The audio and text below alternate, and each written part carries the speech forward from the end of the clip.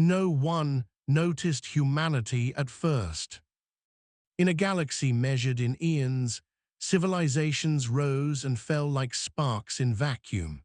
Star empires bloomed, hardened, and calcified into rigid hierarchies long before humanity ever learned to fold space. By the time humans joined the greater galactic community, the balance of power had already been written, etched into treaties older than human agriculture, enforced by fleets that had never known defeat. Humanity arrived quietly. Their first envoys came not in battleships or armadas, but in slender exploration vessels with conservative energy signatures and polite hails. They mapped, observed, learned languages, and listened far more than they spoke. They petitioned for limited observer status within the concord of species, the closest thing the galaxy possessed to a unified governing body. And the concord laughed, gently, indulgently. Humans were young, too young. Their lifespan was short by galactic standards. Their technology was functional but unremarkable. Their colonies were few, their military doctrine untested beyond internal conflicts long resolved. They were granted a narrow corridor of space on the spiral fringe and politely warned not to provoke attention. Humanity accepted. That acceptance became legend later, though not in the way anyone expected. For nearly 2 centuries, the galaxy turned while humanity remained still, or so it seemed. They traded modestly. They never escalated disputes.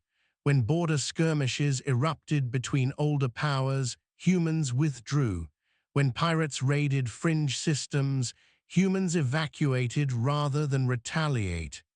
Their fleets, such as they were, remained close to home, small, tightly controlled, almost invisible. The older species mistook restraint for weakness.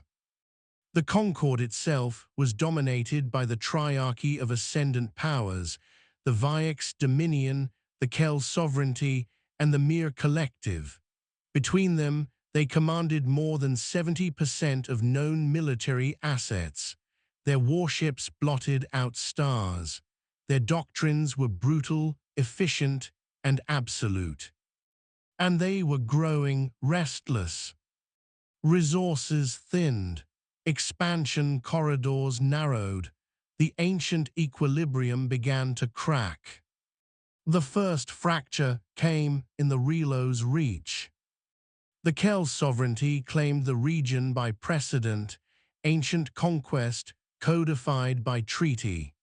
The Mere Collective disputed it on the basis of genetic seeding rights. Negotiations collapsed in the Concord chamber after a mere delegate was publicly executed for procedural defiance. War followed. What began as a border dispute metastasized into a sector-wide conflict. Stars burned. Civilian habitats vanished in relativistic fire. Refugees fled in numbers unseen since the shattering ages. Entire species found themselves caught between fleets that did not care who lived beneath their firing arcs. The Concord called it containment failure. Humanity called it something else. At first, they did nothing. Their systems lay distant from the main theaters of war, shielded by emptiness and obscurity. Alien analysts noted with mild surprise that human trade convoys continued uninterrupted, rerouting with almost prescient timing. Human colonies fortified quietly, their defenses expanding in ways that seemed disproportionate to any perceived threat.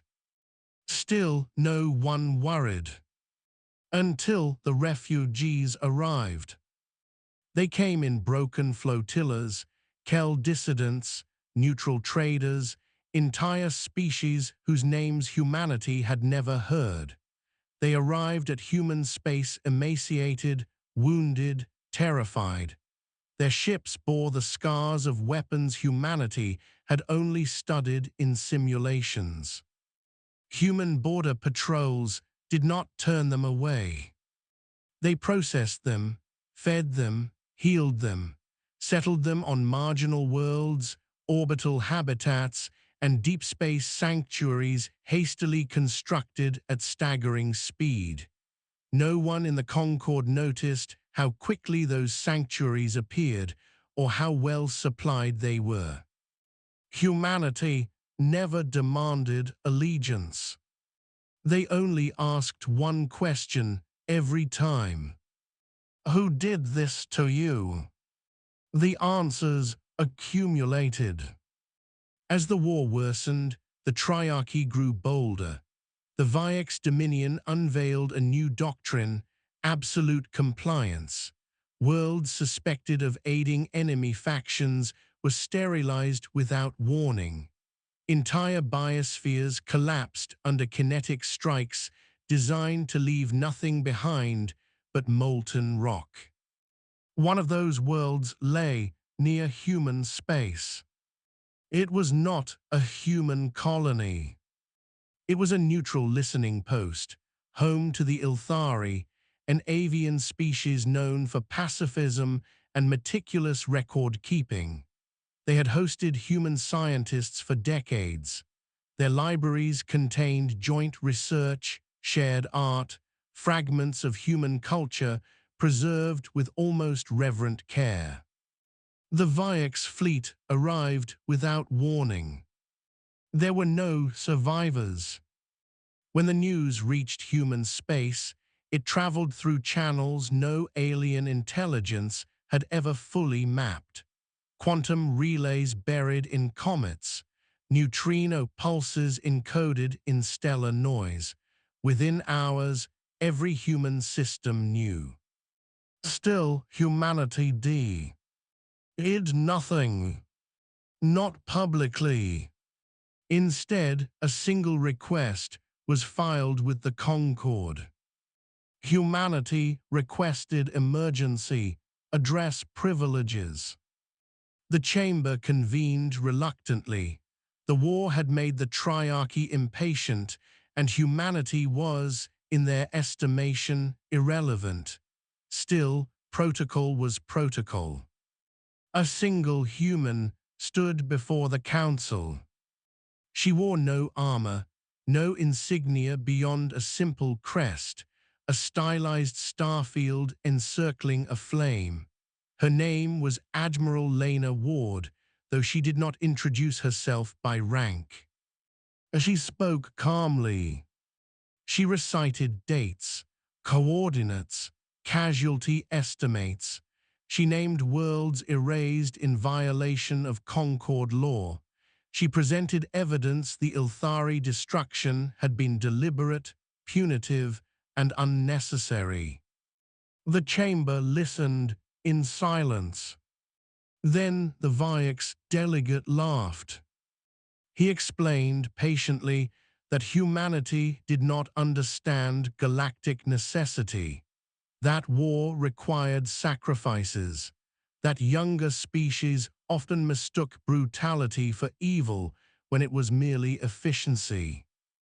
He suggested humanity withdraw further for their own safety. Admiral Ward nodded. Then she asked a question. What is the current status of the Relo's reach? The mere delegate answered confused, contested, burning, unstable. And civilian populations, Ward asked. Expendable, the Kell representative replied. Ward closed her eyes for a moment. When she opened them, something had changed, not in her expression, but in the room itself. Several delegates later swore the lights dimmed, though no sensors recorded it. Humanity has remained neutral, Ward said. We have absorbed your refugees, We have respected your borders. We have studied your wars and learned from them. She paused. You asked for efficiency. We learned that too. The Viox delegate leaned forward. Is this a threat? No, Ward said softly. This is a notice. She activated a single hologram. It showed the relo's reach. Or rather, it showed what lay beyond it. Unknown space, vast, densely structured, alive with signals the Concorde had never detected. Thousands of gravitational signatures, shipyards, fleets, infrastructure on a scale that made the Triarchy's combined forces look provincial. The chamber erupted. Impossible, the Mir shouted. Fabrication, the Kel accused. No civilization could hide that kind of power. Ward waited for silence. We did not hide, she said. You never looked. She gestured, and the hologram zoomed in, revealing human hull designs far larger than anything in Concorde records. Dark, angular, devoid of ornamentation, purpose-built. These fleets are not deployed, Ward continued. They are held in reserve because humanity does not wage wars lightly. The Viox delegate sneered, and yet you show them now. Yes, Ward replied, because the Ilthari asked us for help. Confusion rippled through the chamber. They were neutral, the Mir said. They are gone. Ward's gaze hardened. They sent a message, she said. As their world burned, it reached us. She straightened. And humanity answers its friends. For the first time in recorded history, the Concorde voted under fear. They demanded assurances, limits, oversight. Ward agreed to none of it. This is not a negotiation, she said. This is a courtesy. She deactivated the hologram.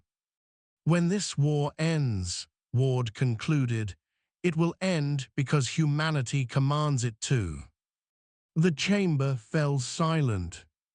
Somewhere beyond known space, engines began to warm, quietly, patiently, like a storm gathering far beyond the horizon. And for the first time, the galaxy wondered if it had made a terrible mistake. The galaxy did not believe humanity. Not really. In the days following Admiral Ward's address, analysts across the Triarchy worked furiously to disprove what they had seen. The holographic projection was dissected frame by frame. Sensor echoes were compared against known astrophysical phenomena. Entire teams were dedicated to proving the human display had been an elaborate deception, misdirection through clever manipulation of data the Concorde barely understood. Because the alternative was unthinkable. If humanity truly possessed fleets of that magnitude, hidden, disciplined, and untouched by war, then every assumption underpinning galactic power was wrong. The official Triarchy response was unified and dismissive. Publicly, the Viox Dominion declared the human presentation speculative exaggeration. The Kel sovereignty labeled it a psychological ploy by an inexperienced species attempting relevance. The Mir Collective released a cold, clinical statement asserting that no undiscovered military infrastructure of that scale could exist within mapped spacetime. Privately, however, panic crept in. Deep space probes were redirected. Long-range gravimetric sensors were recalibrated to frequencies once deemed unnecessary.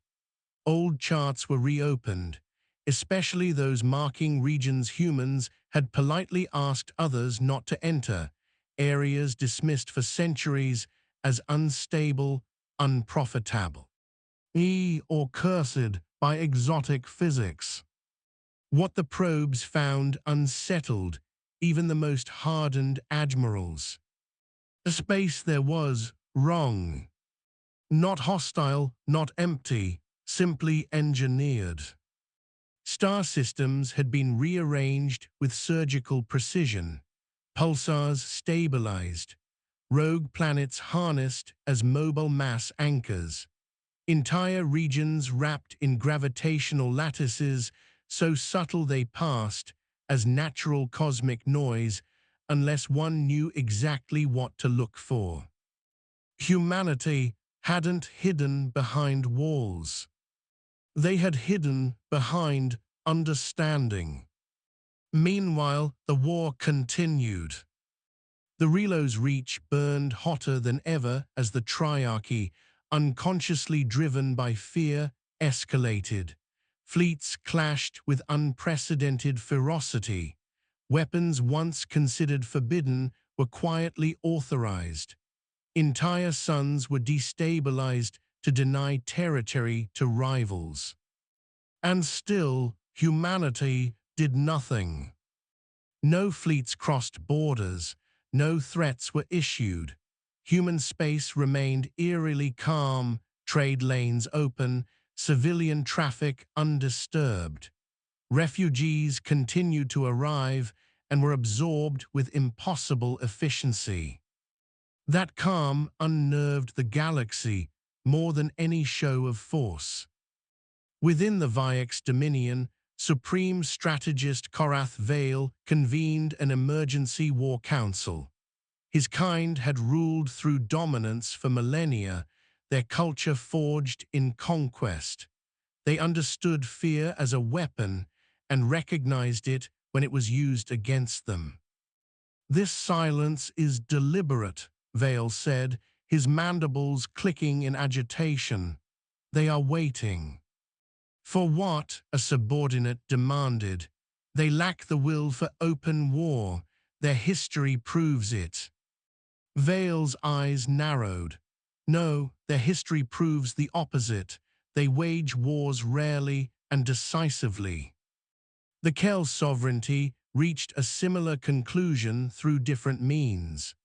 Their philosopher generals studied human behavior patterns, cultural artifacts, and historical records obtained through trade. What they found chilled them. Human conflicts were short by galactic standards. But they ended utterly. No endless wars, no cyclical vendettas. When humanity committed to violence, it was with the explicit goal of never needing to repeat it. The mere collective, bound by predictive modeling, reached the most disturbing projection of all. If humanity entered the war at full capacity, the conflict would end within weeks. Not in victory, in erasure. And then came the incident at Sierra's Vale. Sierra's Vale was a neutral medical convoy route, protected by ancient Concord law. Hundreds of hospital ships moved along its corridors, treating wounded from all sides. It was sacred space in a galaxy that had long since forgotten the meaning of the word. A Viex task force entered the corridor in pursuit of fleeing Kel elements. They did not slow. They did not divert. They fired. By the time the echoes faded, 12 medical arcs were gone. Over 4 million non-combatants died in vacuum and flame. The galaxy screamed. Protests erupted on worlds that had never known dissent. Entire species petitioned the Concord to intervene. Even factions within the Triarchy recoiled at the brutality.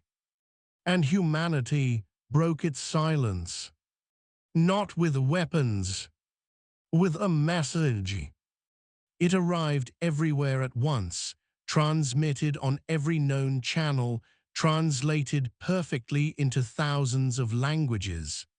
No encryption, no embellishment.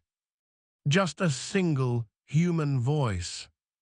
This is Admiral Lena Ward of the United Human Systems. The voice was calm, controlled. You were warned. The message replayed once.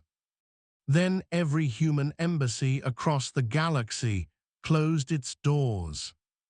Human trade convoys vanished from known lanes. Border beacons went dark. Even civilian traffic withdrew into human-controlled space as if guided by an invisible hand. For the first time since humanity's arrival, their territory became opaque. Hours later, something unprecedented occurred. A Viox reconnaissance fleet, attempting to probe the outer edge of human space, simply stopped reporting. No distress call, no explosion, no debris. They were gone. The Triarchy mobilized. The Viox Dominion ordered 3 full battle groups to advance toward the disappearance zone.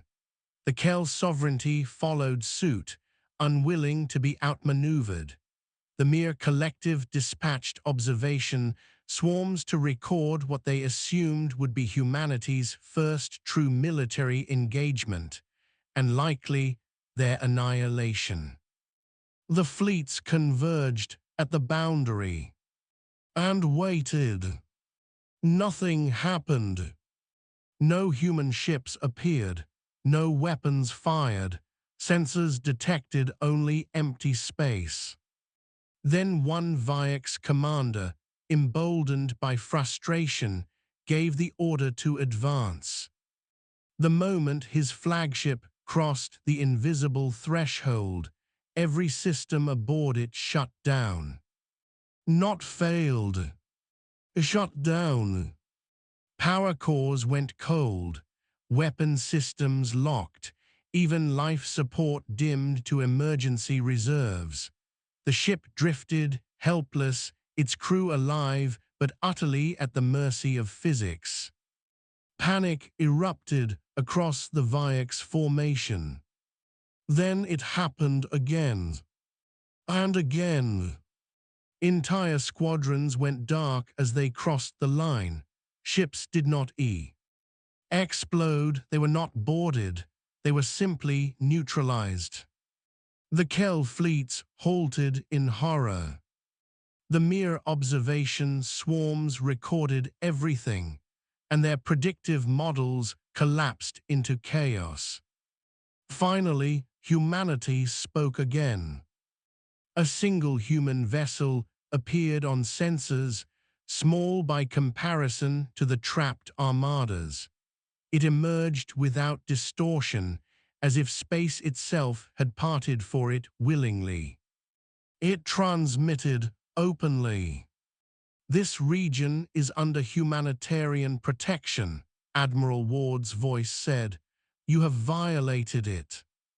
The Viox demanded the release of their ships. Ward's response was immediate. You will receive them back, she said, intact, crews unharmed. A pause. When the war ends. Rage flooded the Viox channels. Threats followed of annihilation, of retaliation, of ancient weapons that could tear stars apart. Ward listened. Then she delivered the sentence that would echo through history. We are already inside your weapon grids, she said. We have been for years. Silence fell.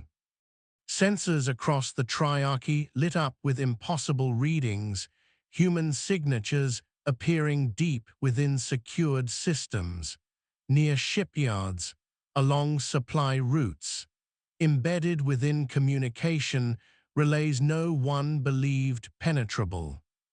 Humanity had not merely prepared for war. They had mapped it, controlled it, understood it better than those fighting it. The shocking realization spread like wildfire. Humanity did not need to fight the triarchy. They already owned the battlefield. And somewhere far beyond the reach of Concord charts, the rest of the human fleet began to move. The galaxy learned a hard truth in the hours that followed. Humanity had not been idle. They had been patient. Across triarchy space, anomalies multiplied. Supply convoys arrived at empty coordinates where depots should have been. Fleets found their hyperspace corridors subtly but catastrophically altered, dropping them light years off course. Communication relays echoed with delays measured in seconds at first, then minutes, then silence. No explosions, no visible attacks. Just control slipping away. The Viex Dominion was the first to attempt escalation. Supreme Strategist Korath Vale authorized Operation Final Meridian, a preemptive saturation strike aimed at the heart of human territory. If humanity truly possessed hidden fleets, then drawing them out into open conflict was the only remaining option. Viex doctrine had always favored overwhelming force.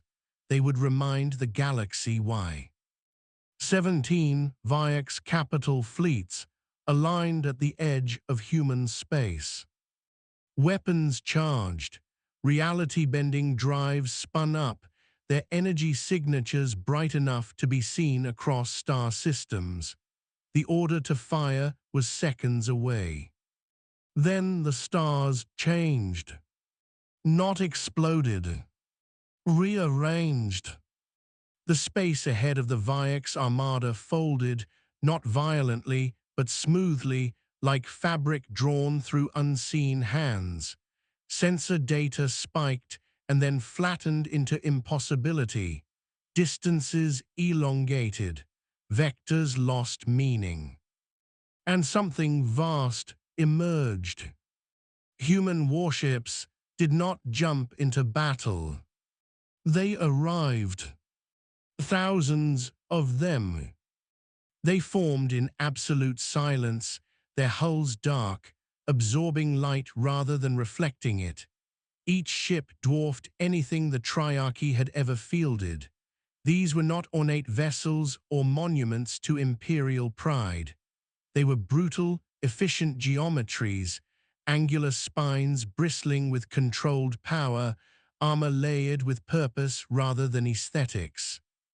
At the center of the formation loomed something else entirely. A command dreadnought. It eclipsed the local star, its mass warping space around it in gentle, terrifying arcs. Along its surface, faint auroras danced, energy systems so advanced they leaked beauty as a side effect. The human fleet did not target. They waited. The Viex armada froze, commanders shouting conflicting orders as their tactical AIs failed to generate solutions. No firing angles, no clear distances. Every simulation ended the same way, total loss. A single transmission cut through the chaos. "This is Fleet Command," Admiral Ward said. She was no longer standing alone in a council chamber. She was seated on the bridge of the dreadnought, surrounded by calm officers and star maps that encompassed half the known galaxy. "You are outmatched," she continued. "You know this now." The Viex flagship demanded terms. Ward shook her head. "No," she said. "You will stand down immediately." And if we do not, Vale hissed. Ward's eyes hardened. Then the war ends today. A demonstration followed, not of destruction, but of inevitability. One human cruiser detached from formation and drifted forward. It did not fire on the Vyek's fleet. Instead, it released a pulse, subtle, almost imperceptible. Across 17 armadas, weapons powered down. Not disabled. Disallowed. Their firing solutions vanished from reality itself, overwritten by constraints no Vyek system could comprehend. Attempts to bypass them failed, not because of resistance, but because the options no longer existed. Humanity had not built bigger guns. They had rewritten the rules of engagement. Word spread faster than any signal. The Kel sovereignty, observing from distant systems, recalled their fleets without orders. Entire battle groups turned back mid-jump, terrified of crossing invisible lines they could no longer define. The mere collective fractured. Their predictive models, once flawless, returned nothing but null states. Futures branched too rapidly, collapsing into noise whenever human variables were introduced. For the first time in their recorded existence, the mere admitted uncertainty. And then humanity acted. Not everywhere. Precisely. Human task forces appeared at key conflict nodes across the Relo's reach. They did not engage fleets directly. Instead, they isolated them, cutting supply lines, disabling propulsion, sealing hyperspace exits. Entire armadas found themselves stranded, intact but immobile, their crews alive and increasingly afraid. Humanitarian ships followed. They evacuated civilians from contested worlds under active fire, interposing themselves without shields raised. Triarchy weapons refused to lock onto them, not jammed, but rejected, as if the universe itself objected. On dozens of worlds, ancient wars simply stopped. Commanders realized they could no longer fight, even if they wanted to. The Concord reconvened in emergency session. This time, the chamber was full. Delegates who had once scoffed at humanity now watched the central dais with something approaching reverence. Admiral Ward appeared again, not as a supplicant, but as an authority. "The war is over," she said. The Vyeks protested. The Kel objected. The Mir attempted to calculate alternatives. Ward silenced them all. "We have secured every major weapons platform involved in this conflict," she said. "Your fleets are immobilized. Your supply chains are under our supervision. Your civilians are safe because we made them so." A ripple of fear passed through the chamber. "You could destroy us," one delegate whispered. Ward nodded once. "Yes," she said, "we could." Silence deepened. "But we won't." Confusion replaced fear. "Humanity does not seek conquest," Ward continued. "We seek an end to cycles that cost billions of lives for nothing but pride." She gestured, and the chamber filled with images, worlds restored, ecosystems stabilized, refugees returning home under human escort.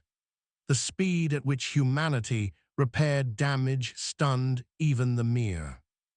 "We will enforce peace," Ward said, "temporarily." The VIX delegate bristled. And if we refuse? Ward's voice softened. Then you will continue living, she said, without the ability to wage war.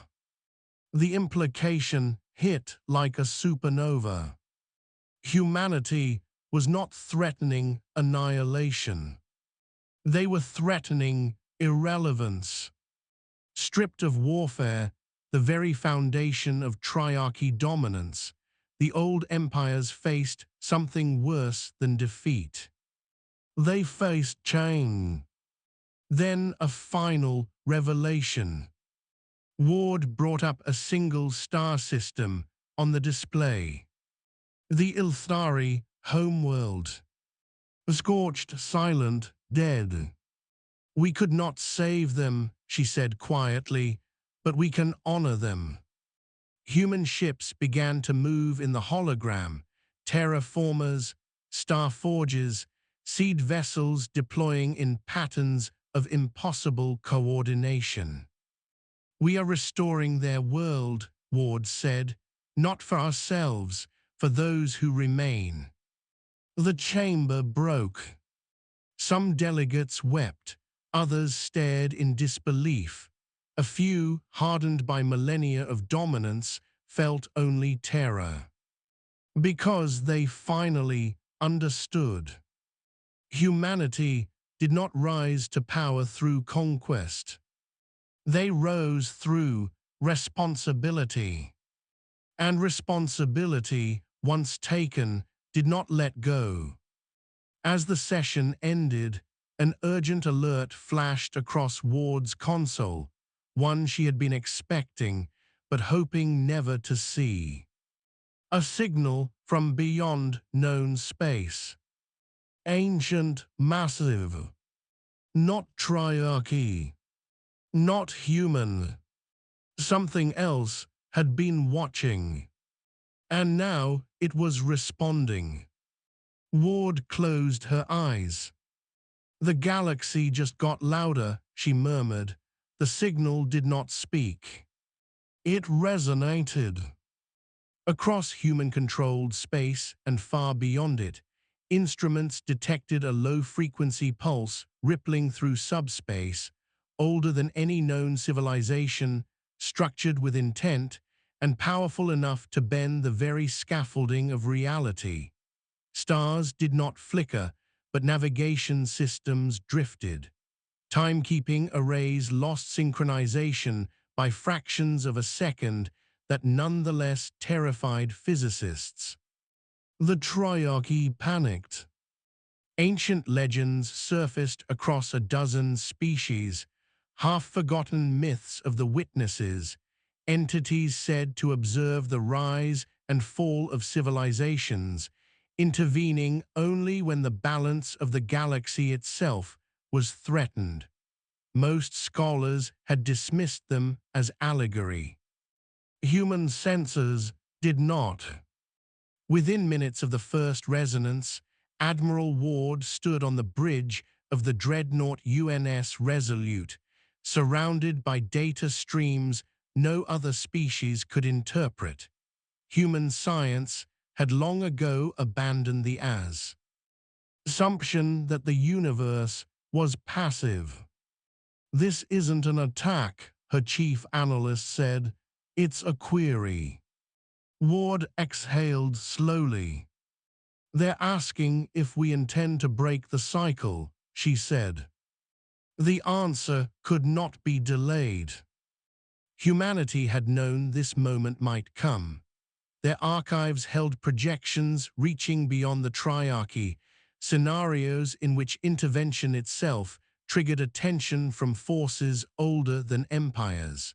Humanity had prepared for war, for diplomacy, even for extinction. But this was judgment.